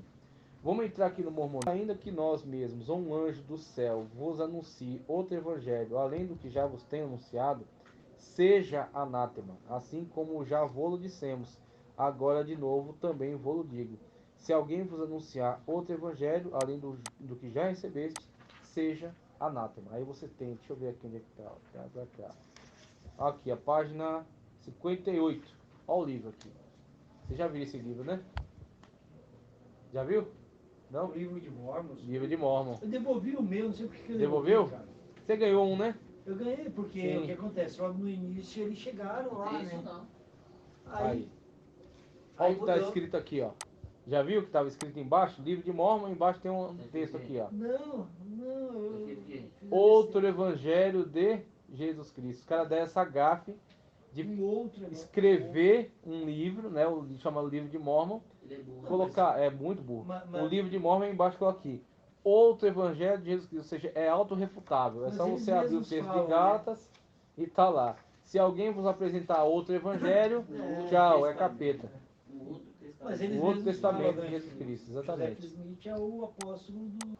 E recebi os americanos. Contato com o Já, evangelho. já tinha. Sim. Mas, pô, meu, quando eu cheguei aqui... Vazio. Então eu recebi. Exatamente, como é vazio. Eu recebi 2 deles em casa. Aí começou. Eu deixei eles falar à vontade. Daí você começa a perguntar, tá? Como é que é esse negócio? É aquele que tem gravata? Isso, que é, ele tem um- dois. Com uma plaquinha chapinha aqui. ó. Eu só Isso ouvi ele mesmo. eu só ouvi ele na porta de casa, ele queria entrar. Falei, É. Eu deixei Não, entrar. você pode até ser educado. Não. Eu deixei entrar, Nunca deixei viu eles, esse dei vídeo corda, Jeová. dei Não corda, deu deixei eles tempo não, conversar. não deu tempo Nunca não. mais Pronto, então, deixei eles conversar, daqui a É. pouco começou a puxar, tá, mas como é que foi esse negócio? Vocês têm alguma prova desse negócio que eles viajaram de lá, Só aí, vieram ó. pra Só América aí já dá um e meio- começaram a fundar a meio- sociedade? Não, porque foi muito antigo, não tem mais prova nenhuma, não sei o quê. Tá, mas esse livro que o José Smith disse que traduziu, que estava escrito Que é em só, egípcio só a antigo. palavra deles. Tá? É, exatamente. Só deles. Não, mas como é que vocês provam que isso existiu, tá? Não, mas isso aí não é bem assim, tal. Aí eles começam a dizer, não, você tem que sentir no seu coração que isso é verdade. Ah, tá, tem que sentir, tá bom. Aí eu peguei e falei, ó, eles chamaram, falei, vamos lá na igreja de vocês lá. Eu peguei, fui no fim de semana que seguiu, fui lá numa igreja deles que tem na Benedito Calixto, ali pro lado da Teodoro Sampaio, lá em Tem cima. muitas, né? É, eu Mas peguei e tem fui uma lá lá. na Benedito. Fui na Benedito Calixto, aí fui pra escola dominical. E aí fiquei lá, começaram aquela conversa, daqui a pouco começou a falar que Jesus, que é irmão de Lúcifer, Exatamente, aí, é isso. eles tretaram porque Deus queria fazer o homem assim e Lúcifer queria fazer o homem de outro jeito. Aí Jesus concordou com Deus e Lúcifer achou ruim. Do que ele achou ruim, os caras meteram um pé nele, cai fora daqui, aí daqui deu a confusão, e dessa confusão ele tentou o homem para cair porque ficou com raiva de Deus. E aí ficou com raiva de Jesus também, e aí ficou aquela situação. Eu falei, tá bom, essa Bíblia deles tá bem diferente, Mas né? ele falou de Lúcifer pra mim, eles não falaram, hein? Não tinha Ele falou isso aí lá na escola deles. Mas tá, Ele tá falou, dentro do livro de Mormons? tá Eu dentro vou do livro pegar, de Mormon, exatamente. Eu conheço um monte de gente. E aí o que um monte de acontece é, mormons. É eles, Jesus neles. Né? sim, e É. aí falaram Eu vou arrumar, dessa, vou pedir pra eles falaram irem dessa arrumar. tese aí, e aí no final desceu, teve um culto, o culto mais frio que eu já vi na minha vida, mas assim, tudo com ordem, né, com tudo com... E uma coisa que eu gostei foi que no final o líder levantou lá os rapazes e as moças e falou, nós estamos ensinando eles a serem bons maridos, serem boas esposas, serem boas pessoas Olha na só, sociedade. tem princípio também. Tem princípios, não é bagunçado, não é de qualquer jeito. Bagunçado. Eu falei, o negócio em relação a isso aqui, tô de acordo. O negócio é um princípio muito bom, muito correto. Mas doutrinariamente é um caos. Doutrinariamente Como que você vai é uma desconstruir bagunça. isso aí na cabeça de alguém? E aí o que você falou da acontece? questão lá do início. Você vai opondo a Sagrada Escritura. Mas se você não fizer isso com amor, você arruma uma briga. Então você tem que contar com a ação do Espírito Santo, convencendo a pessoa do pecado, da justiça e do juízo. O Espírito Santo trabalha internamente. E externamente você vai opondo a doutrina. Vai mostrando, ó, a Sagrada Escritura não fala assim. Isso aqui não está conforme a Bíblia. Isso está conforme esse livro. Esse livro é uma invenção de um homem. Esse livro não é um livro revelado. Não é um livro sagrado. É um livro que determinado homem resolveu escrever, mas que não está de acordo com a verdade, não está de acordo com a realidade. Então você começa a opor algumas situações, conforme ele mesmo vai aconselhar aqui na apostila, mas tudo isso você tem que fazer com amor, porque senão você só vai arrumar um inimigo, só vai arrumar, né, uma disputa. Então ele começa a falar aqui, ó, pode falar. E só tem cara novo, né? É, verdade, porque Novo. O livro de Mormon é uma coisa, você pegar um livro o... desse aí, ó. Pois é. Tem evangelho aí? Tem, claro que tem. Foi baseado dentro Essa da questão que ele Bíblia. falou dessas pessoas jovens é porque no grupo deles, o jovem, ele é, eu não sei se é obrigado, tá? Mas é fortemente aconselhado que ele doe 1 ano da sua vida na missão. Mas então, o que ele faz? Não, Ele, isso sim. eu acho que ele termina o ensino médio, mais ou Tanto menos, para fazer intercâmbio ele como parte para a local. missão, fica 1 ano fazendo missão, depois É isso retorna mesmo. e segue a vida. É isso mesmo. Então os caras, inclusive, que eles foram em casa, mostraram fotos, acho que era do Texas. Aí mostrou a irmã dele, mostrou a Porque família, mostrou a sede do Texas, a exatamente. madre tá lá, né? Isso. A mãe tá lá, né? Aí geralmente anda um estrangeiro com um brasileiro, Com um brasileiro. pra dar, Ou né, lá, ou conseguir cá fazer é a esse mesma intercâmbio. coisa, é. Exatamente. Aqui eu peguei. Ó, oh, Deus do pastorado aí, cara. Esse aí, Que é a declaração, né? eu tô conseguindo ler. Aqui é o nome. Evangelista. Eu não tô conseguindo ler, não. Enéas. Albano. Enéas? Enéas. Enéas Albano? É. Não conheço. Era evangelista aqui, né? É, evangelista. Não, mas ele tá bem. Amém, glória a Deus. Casou Tá com certo. casou de novo Enéas com a- Albano, olha. É. Sério, hein? Ele prega bem. Amém. Página 56, para a gente caminhar para o final, que o tempo urge, que nem diz o outro. A Igreja de Jesus Cristo dos Santos dos Últimos Dias. Aí fala acerca do profeta deles, que é o Joseph Smith, né? Que nasceu em Sharon, Estados Unidos, né? No estado de Vermont, 23 de dezembro de 1805. Então você tem a figura aí de Joseph Smith, inclusive ele até explica aqui acerca do nome Mormon, tá? Ele diz que Mormon significa muito bom, que esse Mon vem do egípcio, tá? O significado da palavra Mormon é dado pelo próprio fundador do grupo, segundo o qual é muito bom, junção da palavra Mon, egípcio, que quer dizer bom, e More, ou em uma contração de Mor, que quer dizer muito. Então, Mormon, segundo está aqui na página 56, conforme interpretação de seu próprio fundador, Joseph Smith, diz significa muito bom. É o termo significado para Mormon. Então, Joseph Smith, conforme indicado aqui, ele começa primeiro tendo algum contato dentro de uma igreja evangélica. Ele começa tendo algum contato com o cristianismo dentro, se eu não me engano, aqui da igreja wesleyana, que é aplicado aqui. Ele começa numa wesleyana, tá?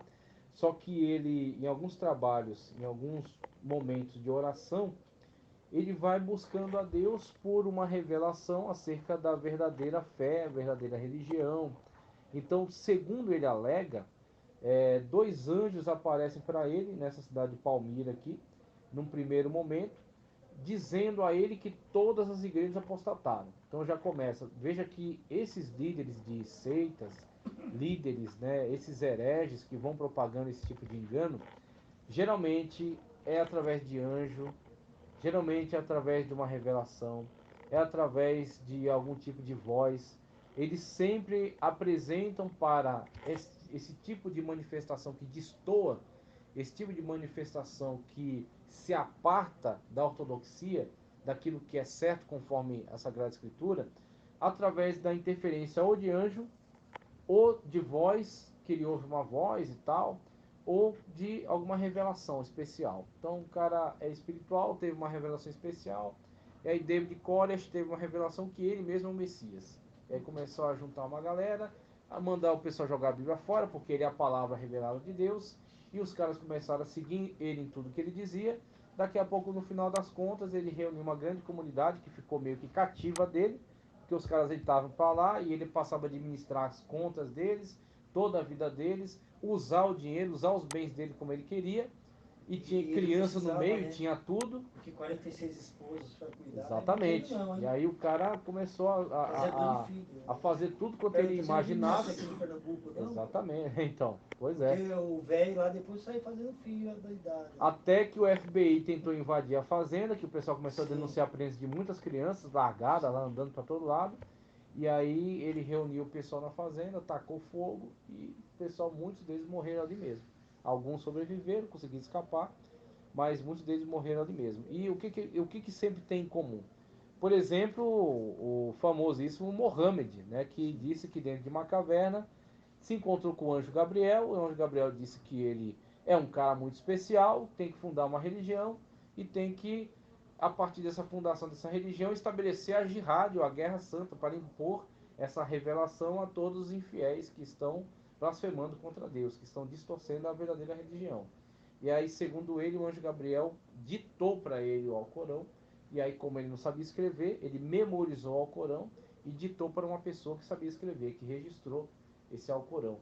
E o cara que registrou o Alcorão tratou de dar no pé logo que ele acabou o serviço, porque ele sabia que aquilo ia dar treta, aquilo ia dar confusão. Ele mesmo já sentiu. Ele sentiu, quando foi escrevendo lá os negócios que Maomé editou, falou, isso aqui vai dar uma confusão terrível. Ele caiu fora. Então você tem sempre essa coisa em comum. É sempre essa coisa, sabe? Não foi um anjo. Não, eu vi uma voz, né? Não, foi uma revelação. Eu vi uma luz, tal, um negócio. Então é sempre alguma coisa que tira a pessoa do normal, tira a pessoa do estado de racionalidade, de tranquilidade. Sempre uma coisa que afeta a consciência dela e que faz com que ela, a partir de agora, tenha esse comportamento.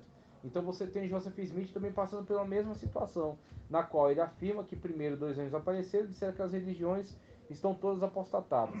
Depois veio o Moroni.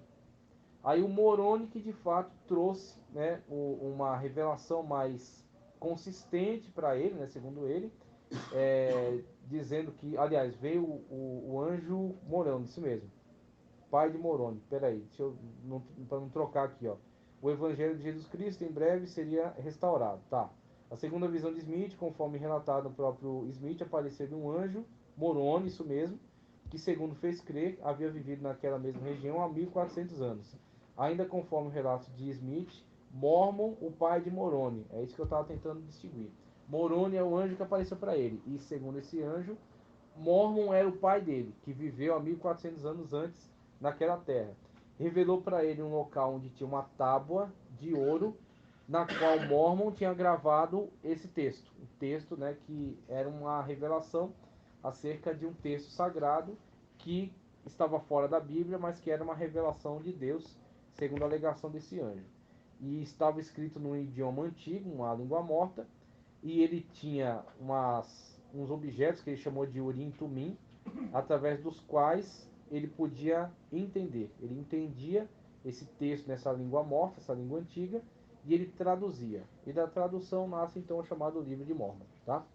Então o Livro de Mórmon, se você der uma paginada, porque é difícil ter paciência para ler muito daquilo, um monte de conversa sem pé na cabeça, mas basicamente ele diz que uma das, vamos dizer assim, uma das tribos de Israel, uma família em Israel, ela se aparta das demais tribos, tá? Ela embarca numa viagem de navio. Nessa viagem de navio, aí você imagina, naquele tempo, num navio rudimentar de madeira, ele vem parar aqui na América, tá? No que ele vem parar na América, ele aporta aí, começa a viver, a se multiplicar. Desses descendentes que vão surgindo, vai surgir uma divisão entre eles, entre uns que querem servir a Deus e outros que passam a adorar outros deuses, que vão ser os lamanitas e os nefitas, se eu não me engano. São lamanitas e nefitas. Talvez esteja errado, faz um tempo que eu li esse livro aí. Mas eles vão guerrear entre si e vão posteriormente vão morrer, vão sumir, vão desaparecer. Eles guerreiam entre si e depois de um certo tempo eles acabam perecendo e fica somente esse livro de Mórmon escondido, o que posteriormente será revelado para Joseph Smith, que traduz daquelas placas vindo a produzir o chamado livro de Mórmon. Então o livro de Mórmon, ele dá até aqui alguns dados importantes sobre o livro, né? O livro de Mórmon soma um total de 239 capítulos, 6.553 versículos.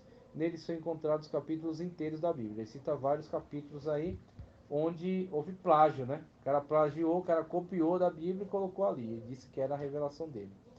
Então, dentro desse livro, que vai fazer, é um livro que vai ter, segundo eles, tanta autoridade ou mais do que a Bíblia, vão estar presentes diversas heresias que fazem do movimento da Igreja de Jesus Cristo dos Santos dos Últimos Dias, como eles se chamam, uma seita das mais perigosas, uma seita pseudo-cristã das mais perigosas, porque eles fazem do cristianismo um paganismo total. Opa! Um paganismo absurdo. Tem a lista aqui dos livros dele, tá? O livro de Nefe, primeiro de Nefe, segundo de Nefe, livro de Jacó, livro de Enos, Jaron, Omni, Palavras de Mórmon, Mosia, Alma, Elemã, terceiro e quarto Nefe, livro de Mórmon, livro de Esther e livro de Moroni. Então eles têm aí essas narrativas.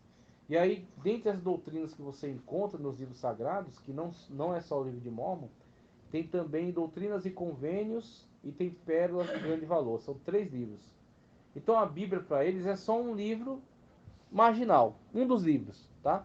Que eles dizem abertamente que foi adulterado. Eles dizem que a Bíblia foi muito adulterada ao longo da história.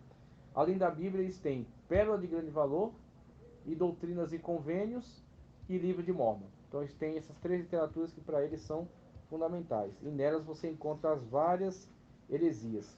Aqui na página 61, aliás. Ele vai enumerar aqui, ó. Há mais de um Deus verdadeiro? Aí depois ele vai ver. Deus Pai, uma vez já foi homem entre nós? São perguntas que estão ligadas às heresias que eles têm nos livros. Tanto o livro de Mórmon, quanto Pérolas de Grande Valor, quanto Doutrinas e Convênios. Há mais de um Deus verdadeiro? Eles dizem que sim. Eles dizem que há vários deuses. Inclusive eles dizem, respondendo à segunda pergunta, que o homem, dependendo da prática dele de fidelidade, que o homem não é salvo pela fé no mormonismo. Ele é salvo pela sua fidelidade, ele é salvo pelas suas práticas. Se ele é um cara que se consagra, que obedece, que segue a regra, Isso, ele vai... Não, exatamente. E aí o que acontece com essa pessoa que é fiel dentro do mormonismo? Ele, quando morre, ele passa por um processo evolutivo. Nessa evolução, ele pode evoluir até chegar a ser Deus. E aí, se ele chegar a ser Deus, ele vai ser Deus em alguma outra galáxia, em uma outra estrela distante, em algum outro planeta, tá? Então, o mormonismo tem essa loucura, essa viagem astral, de achar que Deus, ele um dia foi um homem e evoluiu até se tornar o Deus que ele é. Eles dizem que Deus, ele está constantemente procriando, gerando as almas que vêm habitar no corpo dos homens. Eles dizem que Deus, por exemplo, gerou no céu Deus com uma esposa dele, uma dessas esposas dele, gerou o Jesus Logos divino. E quando Deus gerou Jesus aqui em Maria, Deus teve um contato sexual com Maria para gerar Jesus aqui na Terra. Então você vê as loucuras que esses Ele caras... colocou aqui, né? Exatamente. Ah, As agora loucuras fiquei que curioso. eles afirmam, destruindo completamente a doutrina, destruindo completamente a verdade da Sagrada Vou Escritura. trazer para vocês depois, empresto para vocês. Jesus e Satanás são espíritos irmãos, aquele que eu já falei, que eu ouvi numa aula deles, numa aula dentro da igreja deles lá. O pecado de Adão e Eva foi um grande mal, uma grande bênção. Eles afirmam que foi uma grande bênção e que através do pecado de Adão e Eva vem o conhecimento, tá certo? Que nós precisamos para hoje. Então era algo que não teria como não ter acontecido. Teria que acontecer porque seria um grande benefício, um grande bem para toda a humanidade. Beneficia a morte expiatória de Cristo aqueles que rejeitam? Ele diz que não. É apenas algo que promove posteriormente a possibilidade de uma ressurreição. Então é só isso que serve, para que futuramente você consiga ressuscitar. Mas a salvação é feita por obras, é feita através da prática do Mormon. O Mormon faz missão, por isso que eles vêm aqui para o estrangeiro fazer missão. O Mormon vive uma vida fiel, obedece às regras da instituição, que infelizmente até pouco tempo atrás era uma instituição racista, porque não admitia que negros subissem até os graus Até hoje, mais altos. meu, Eles mudaram isso. Ah, Eles foram mudaram. obrigados a mudar por causa da adesão de muitos negros que passavam a integrar a membresia da igreja e pressão de governos. Se eu não me engano, até aqui no Brasil houve certa pressão sobre eles e eles mudaram, passaram a admitir que negros poderiam chegar à liderança da igreja. Mas até pouco tempo atrás, tanto o Mormon, adventistas já foram muito racistas também, mas não dá também para a gente só recriminar esses caras que tinham igrejas que hoje são igrejas sérias, como batistas, já houveram separação, igrejas batistas para negros e para brancos, luteranas para negros e para brancos. Então isso também já foi um problema de outras igrejas que são sérias doutrinariamente falando. Podemos nos fazer dignos diante de Deus por nosso mérito? Sim, eles acreditam dessa maneira, que a pessoa pode por si mesmo se salvar.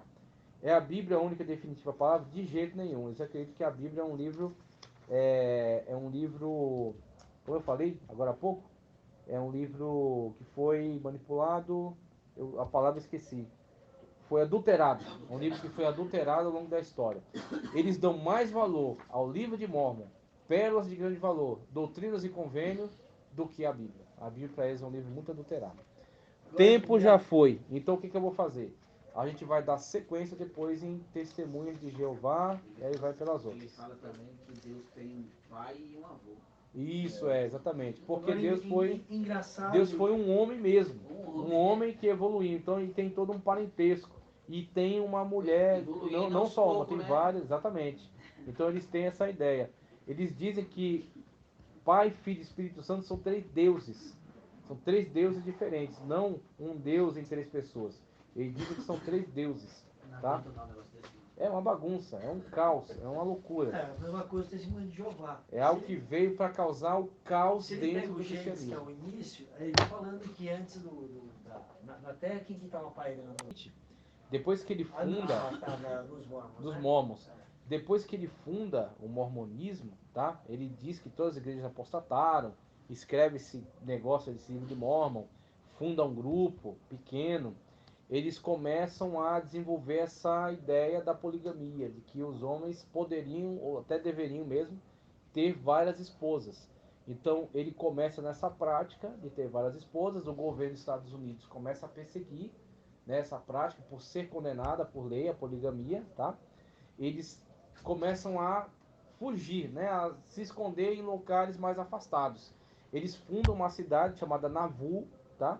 Nessa cidade ele vai ter problemas com algumas pessoas que vão morar ali, inclusive alguns citam que foi problema de adultério. O cara mesmo tendo várias esposas ainda arruma um adultério, ele é preso, tá certo? Ele fica preso durante o tempo, ele e o irmão dele. As pessoas da cidade se revoltam contra eles, o caos que eles estavam fazendo, invadem a cadeia e matam ele e o irmão dele. É dessa maneira que morre o fundador do mormonismo, Joseph Smith, o irmão dele. O negócio da heresia, o negócio é tão... Para aceitar, tem cara para aceitar essas O loucuras. cara sai empenhando Exatamente. as esposas dos fiéis. Que loucura. E o cara É um aceitando absurdo. numa boa. É- Pô, meu, você é louco, que coisa doida. É muita vontade de ser corno, né? É fogo. É um corno religioso. Então você tem essa categoria agora. Que negócio louco, Então velho. o cara, depois disso, continuadores dele, Abraão, esqueci agora, Abraham Jung, uma coisa assim, continuam com essa prática da poligamia, e aí eles começam a ir para dentro do território dos Estados Unidos para viver lá, separado da sociedade e continuar nas suas práticas, até que eles chegam ao estado de Illinois e eles fundam uma cidade que é uma cidade importantíssima para eles, que é Salt Lake City. Salt Lake City é fundada por eles, entrando no território para sair da perseguição do governo devido à prática da poligamia.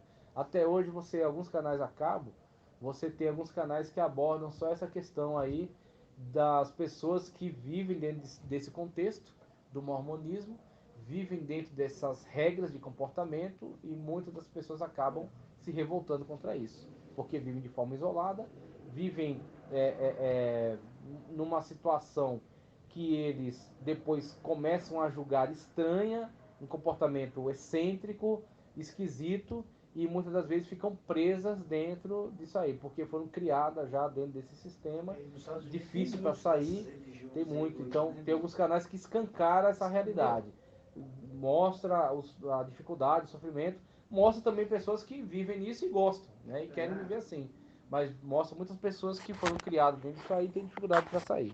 Gostariam de sair, mas não conseguem, tá certo? Então, posteriormente a gente continua então com o Testemunho de Jeová, Adventista e Espiritismo. A gente vai seguindo.